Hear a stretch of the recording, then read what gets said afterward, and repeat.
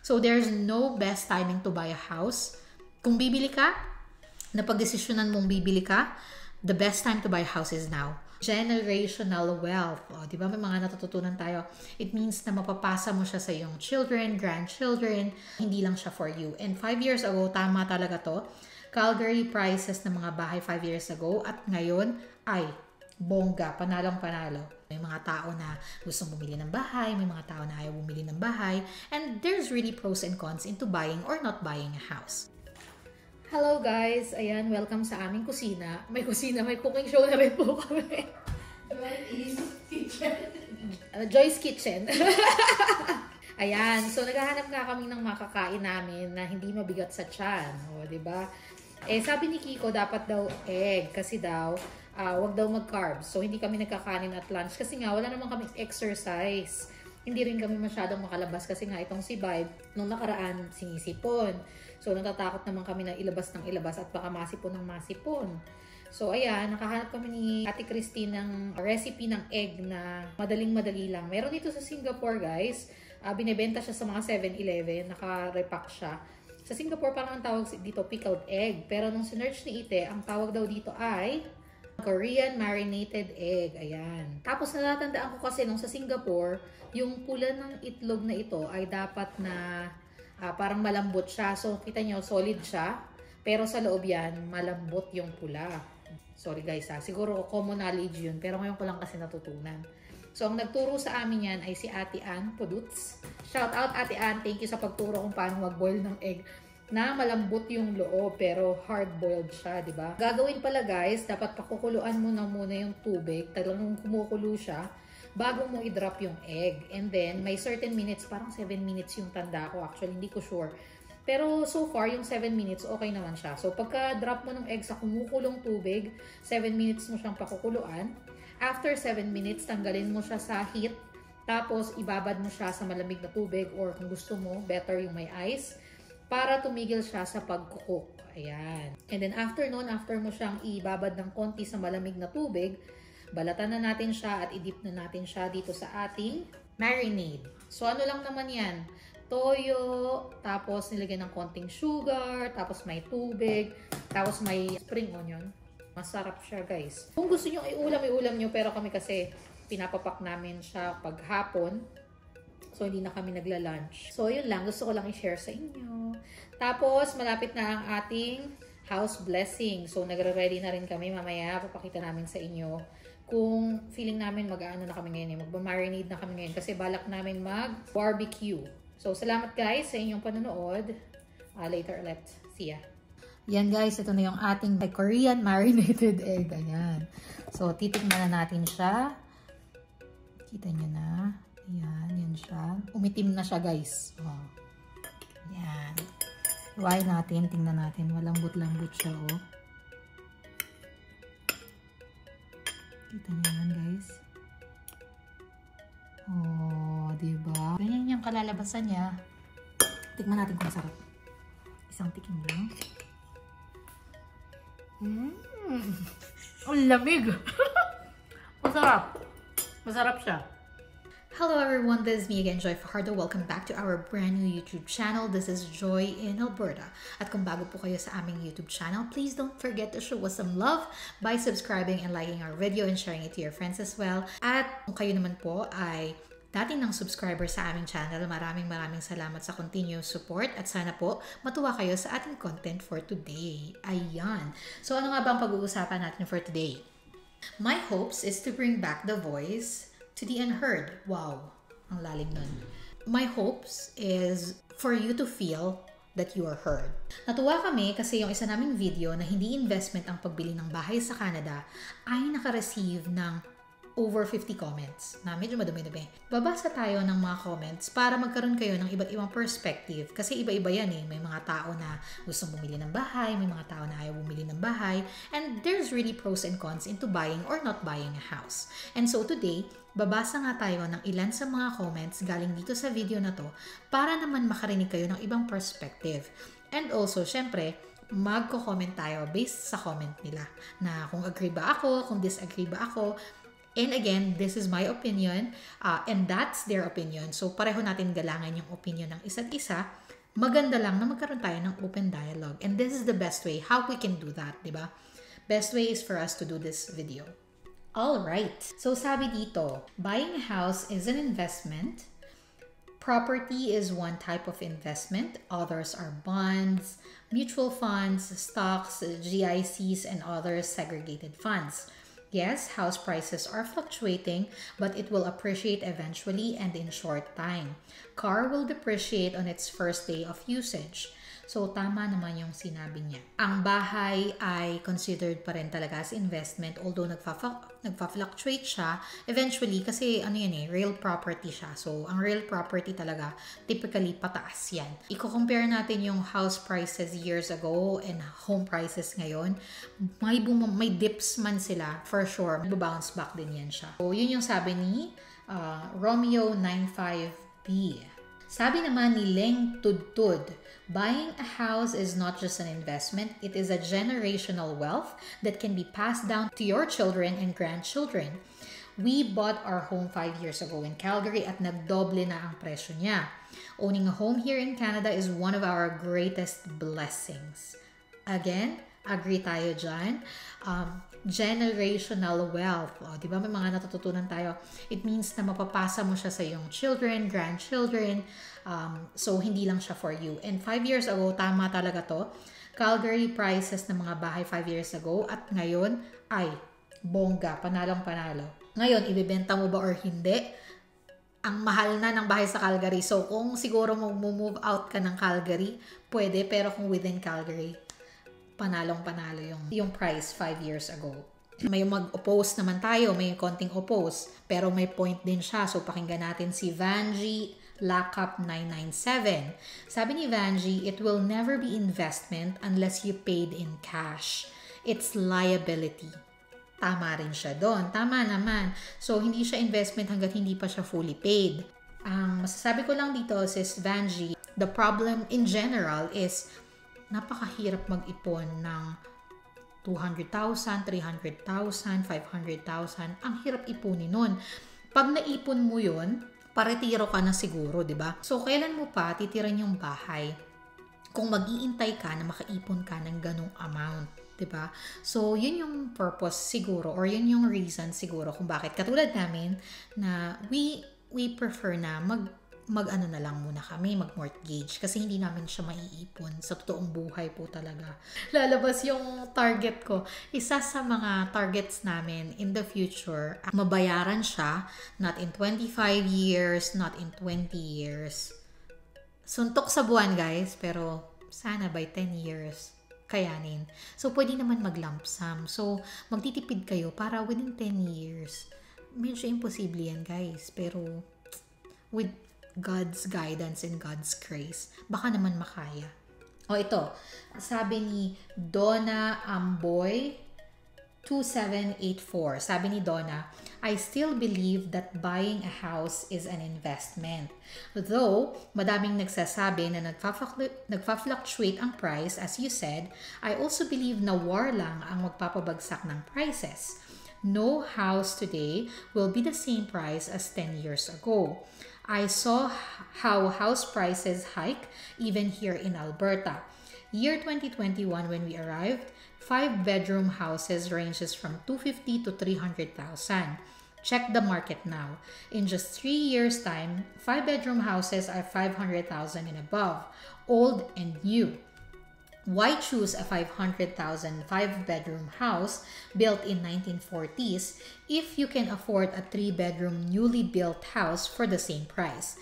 This is just my opinion, but I will choose the newly built kahit medyo maliit if I can afford it.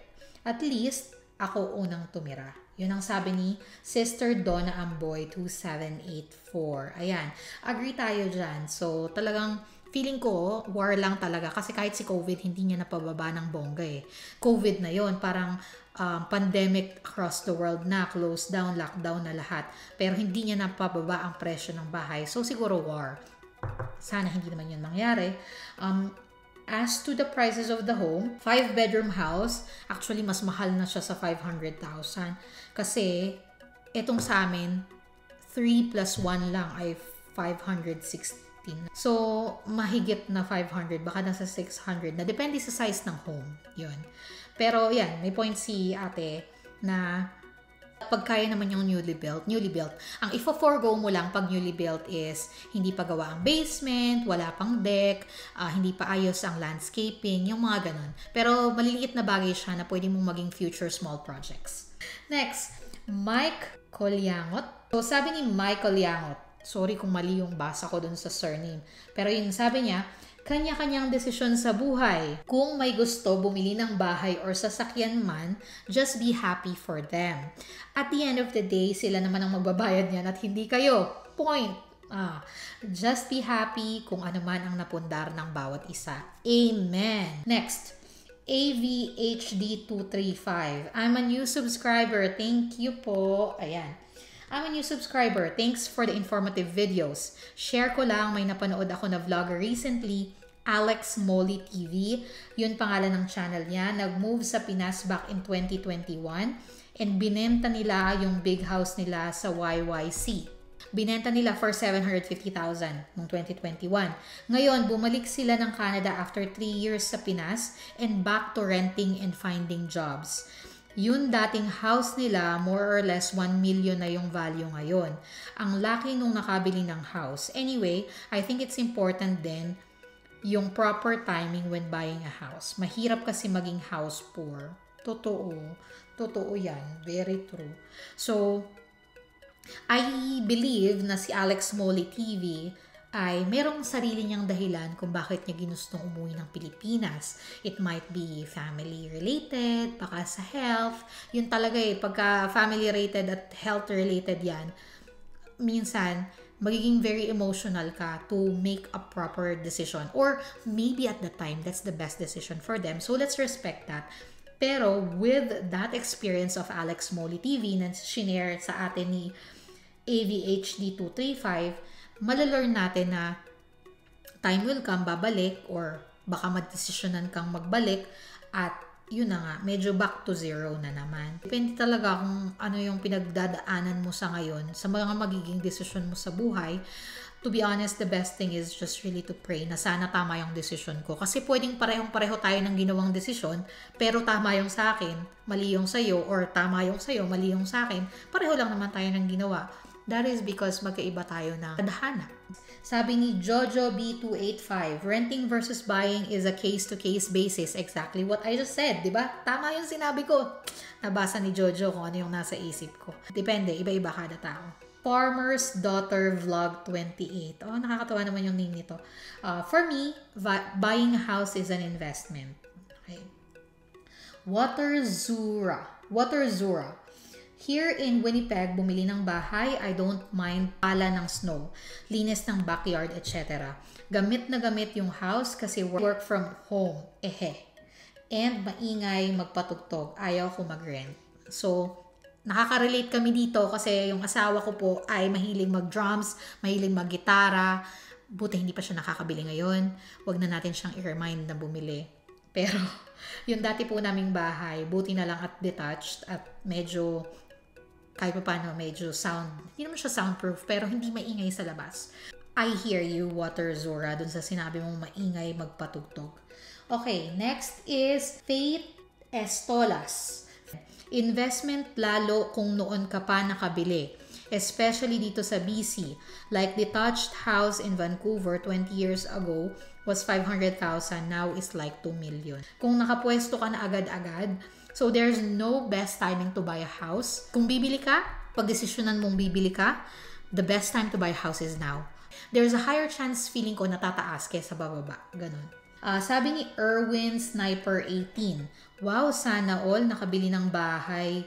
Nakabili agad ng bahay. How to be you po. For me, utang pa din until now. Utang pa din po itong aming bahay. Kuya Erwin Sniper 18. Kami po ay naka-mortgage. Ayan. Pero sabi ko nga, targetin natin na makapagbayad ng utang within 10 years by the grace of God. Hallelujah. Next is Alex Villanueva 2490. Wrong. O, wrong agad. Ang pagbili ng bahay ay isang investment. Depende sa sitwasyon kung bibili ka ng bahay na kasing presyo ng bahay mo, yun ay maling investment. Aray ko naman, Kuya Alex. Charot. Bili ako ng bahay at renovate ko after 7 years. Binenta ko, kumita ako ng halos triple. Investment yan kasi yan ay real estate property. Pag mag-rent, sinusunog mo lang ang pera mo ba? Hindi naman sa'yo, unlike kung may bahay ka, makakakuha ka ng refund. Dapat pag-isipan ang budgets nyo kung kaya nga bumili ng bahay. Pero investment ang pagbili ng property, especially real estate. May point si Kuya Alex, kung kayo po ay magaling magkumpuni, bumili po kayo ng second-hand home, i-renovate nyo, at iyon ay ibenta nyo after a few years, ay kikita kayo, triple. Tama yung sinabi ni Kuya Alex dyan. So, let's move on. Jillian Claire 6919. Kanya-kanyang gustong gawin. Gawin nyo ang gusto nyo, lahat naman ay tamang desisyon, basta huwag lang magnakaw at mang-apak ng kapwa. Check. Isa lang naman ang buhay, pagtapos ay tapos na, wala nang second try. Hindi naman pwedeng patayin mo ang katawan mo para mag-save, tapos i-enjoy mo sa second life. Pag tapos na, ay tapos na. Regards. Agree. So, whatever you can do, kung ano man ang kaya mo lang, kung ano lang ang kaya mo ngayon, yun lang. Huwag mong i-overwork ang iyong katawan. So far, kami naman pong mag-asawa, yan ang panuntunan namin sa buhay. There should be work and life balance. So, hindi kami nagsa-second job talaga as much as we can. So, may magagalit na naman sa akin si Kuya, nakalimutan ko yung pangalan niya, yung nakaraan. Kasi, these are words of Kiyosaki, na hindi fan si Kuya ng Kiyosaki. But, this is the words of Kiyosaki na, don't work for money, let money work for you. So, kasi siya po yung isa sa mga una kong nabasa during my college days pa yata yun. So, tumatak siya sa akin talaga. So, pasensya na po. Old habits are hard to let go. So, bumabalik sa akin yung mga sinasabi ni Robert Kiyosaki na, yun nga, don't work for money, let money work for you. So, what we did was we bought a home, which we turned into a rental property, and that rental property is earning for us. Yun yung pangatlong tao na kumikita para sa amin. Hindi na rin po kami nagpapadala sa Pilipinas kasi may rental property po kami sa Pilipinas. Again, we let our money work for us. Si rental property na ang nagpapadala sa mga kamag-anakan sa pamilya namin sa Pilipinas if they need the support. So, yun po yung ginawa namin. Hindi kami nagsa-second job kasi ang taas din ng taxes. Yun nga lang rental property, yung tax na ng tax. Pag pa nag-second job kami, tax na naman, di ba? Yun ang kalaban taxes. Anyway, ganun talaga. Kung gusto niyo makaiwas sa tax, tayo kayo ng corporation para separate tax siya. Pero again, another expense yun. Kasi kung hindi kayo marunong sa mga papers, kukuha na naman kayo ng mga ng professional to apply for the corporation for you, apply for the taxes for you. So again, it really depends sa inyong, kung gaano nyo ka-stress gustong maging sa buhay, di ba? Alright, next is Jane Tabon 4181. Well, depende naman sa kung anong sitwasyon mo and what is your plan for retirement. Ayan, tama naman. Meron kaming mga kaibigan na hindi pa naman sila close to retirement age, pero hindi na sila 25 years away. So, lesser than 25 years away na sila from retirement. And they feel that they just want to enjoy. Kaya ayaw na nilang bumili ng bahay. Mas gusto na nilang mag-rent. And it's the best decision for them. Kahit kami, we support their decision. We agree, 100%. Kami po ni Kiko ay nasa 30s, nasa early 30s pa lang kami. We started buying homes late 20s. Mga 27, 28 yata kami. 27, I think. Nung bumili kami ng first naming bahay, 27 kami. Nung nagpatayo kami ng first apartment namin, rental property namin sa Pinas, pinatayo namin siguro mga nasa 25, 26 kami. So, we started early. Yun yung advantage. So, start early, guys. Yun. So, that ends our comment na pinili natin dun sa isa naming vlog. At least nakarinig tayo ng iba't iba. They agree, they don't agree. They say that we're right, they say we're wrong. So, yan yung mga point of view ng ating mga subscribers and ng ating mga commenters. Again, guys, kung hindi pa kayo nakakapag-subscribe, click that button na. Mag-subscribe na kayo kasi effort na effort ang lola nyo para mabigyan kayo ng mga quality contents and topics na aaliw sa inyo sa inyong daily life. Yan, maiba naman ang inyong iniisip. Hindi naman puro work, hindi naman puro problema. This time, we're just gonna talk about life. So yun, sana nag-enjoy kayo sa video na to and we'll see you on the next video. Bye-bye!